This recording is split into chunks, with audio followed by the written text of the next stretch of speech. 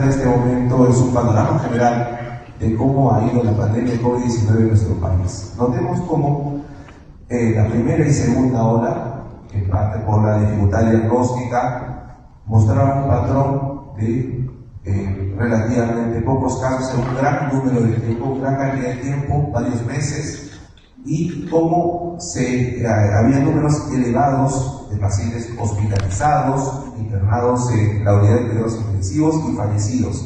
Y esta relación era un gran número en larga cantidad de tiempo. Sin embargo, en el año 2022, gracias al éxito de la vacunación y a la aparición de la variante Omicron, este patrón se invirtió.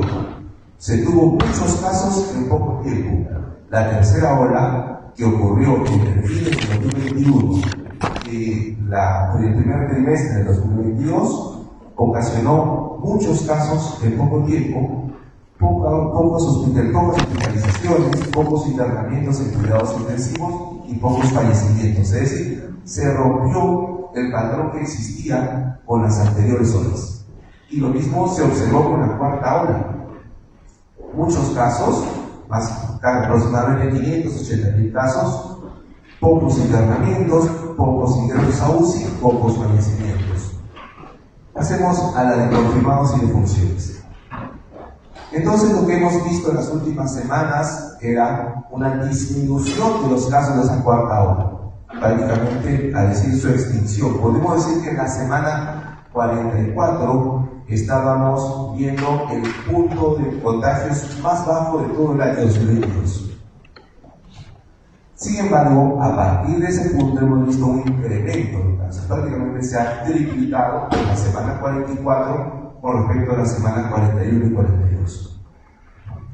¿Y esto a qué se debe? La explicación es que por un lado aparecen personas susceptibles, es decir, por ejemplo, personas vacunadas, pero cuya dosis de vacuna pasó mucho tiempo, es decir, 6 meses, 7 meses, 8 meses, 9 meses, y pierden inmunidad frente a la nueva variante del virus. Y la otra explicación es que efectivamente aparecen nuevos linajes del virus. La variante Omicron tiene una propiedad especial, tiene mayor capacidad de reinfectar. Una persona que se infectó con el linaje BA1 de la variante Omicron durante la tercera ola, perfectamente se pudo reinfectar con la variante BA5 durante la cuarta ola.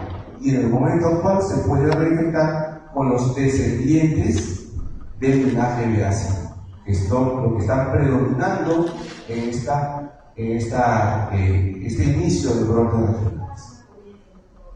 Por otro lado, podemos observar cómo las defunciones no muestran un incremento, hasta la fecha, a pesar del incremento en el número de casos que ustedes pueden ver, que son 3 hasta 4 semanas. Para este momento ya se esperaba que hubiera un incremento de defunciones. Sin embargo, no se está dando aún.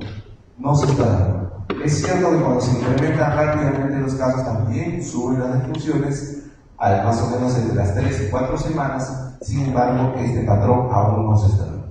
Bajemos a las etapas de vida. ¿Quiénes son los que más se infectan? Se infectan las personas entre 30 y 59 años, es decir, los adultos que conforman la producción económicamente activa, ¿no? Que son precisamente quienes salen a los centros laborales, van en transporte público. El mayor número de casos de lejos lo ocupan los adultos. Prácticamente el 60-70% de los casos son adultos de 30 y 50 años. Pero por otro lado, ¿quiénes fallecen? Los que fallecen son los adultos mayores, es decir, los adultos mayores de 60 años. De los 55 fallecidos registrados en la última semana, 40 son mayores de 60 años. En otras palabras, durante la cuarta ola, el 80% de los fallecimientos serían personas mayores de 60 años. Pasemos, por favor, a la hospitalización. Por otro lado, podemos observar cómo durante estas semanas, a pesar del incremento total en el número de casos, no ha habido un incremento similar en el número de hospitalizaciones. Entonces, lo que sí puede ocurrir es que aquí a 1 o 2 semanas haya un incremento leve y progresivo. Y en el caso de las camas UCI tampoco está produciéndose un incremento de la ocupación. Los cuidados intensivos no están saturados de pacientes COVID-19. Y fijaos, aquí podemos observar cómo la ocupación de camas por pacientes con COVID-19 ha disminuido de manera constante durante las últimas semanas, siendo prácticamente un tercio de la observada en el pico de la cuarta ola. Ahora bien, ¿podemos hablar realmente de una quinta ola? ¿Podemos ver las cifras de Loreto, por favor? En cierto momento, porque el primer brote regional que sabemos en el Perú en estas últimas semanas se dio en la región Loreto, se afirmó que ya se iniciaba la quinta ola, perdón. Sin embargo, lo que estamos viendo es que hubo un pico de casos en la semana 42, es decir, hace 3 semanas, y desde entonces no han aumentado los casos, han disminuido. Gracias a la emisión de una alerta epidemiológica regional y a la acción rápida y efectiva coordinada de la Gerencia Regional de Salud de Loreto y el Ministerio de Salud, los casos han disminuido, el brote se ha controlado. Entonces, hablar en esas circunstancias de una quinta ola es cuando menos exagerado.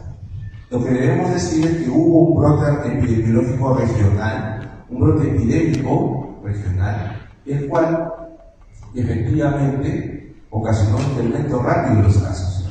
Sin embargo, podríamos decir que no es en sí una ola en la cual hubiera incremento de hospitalizaciones, ingresos a UCI o fallecimientos. Sin embargo, nosotros sí tenemos prevista una situación de quinta ola. Y esa situación de quinta ola es probablemente nuestros escenarios moderados y severos a partir de la quincena de diciembre, en la cual estos brotes regionales se sumen, se incrementen y den lugar a un aumento del número de casos, número de hospitalizaciones, número de ingresos a UCI y número de fallecidos.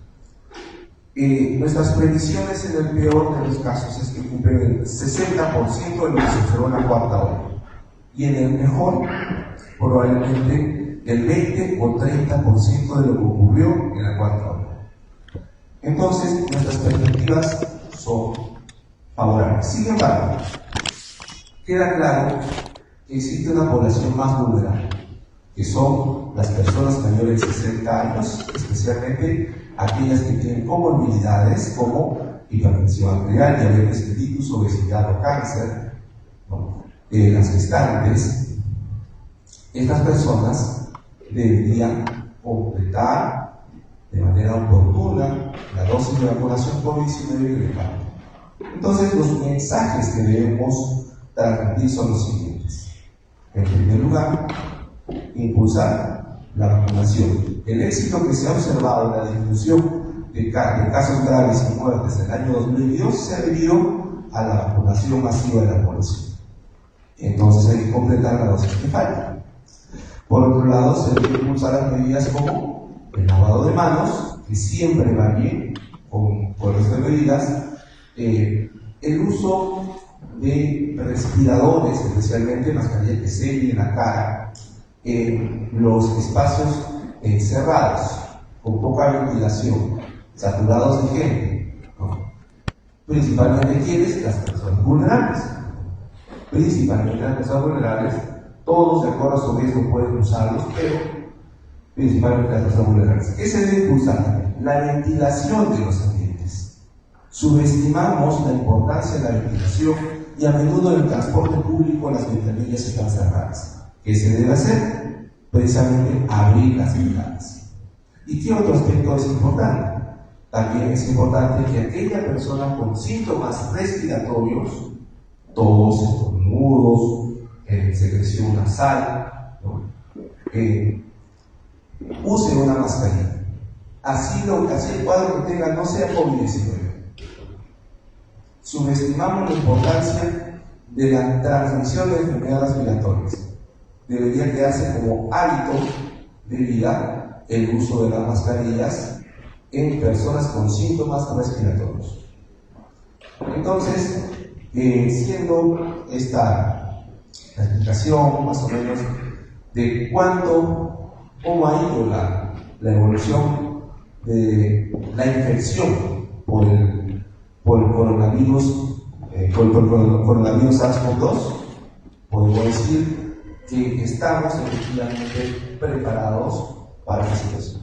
De hecho, lo que se emplea hasta la actualidad es un plan de preparación y respuesta contra la pandemia del COVID-19 del 2022.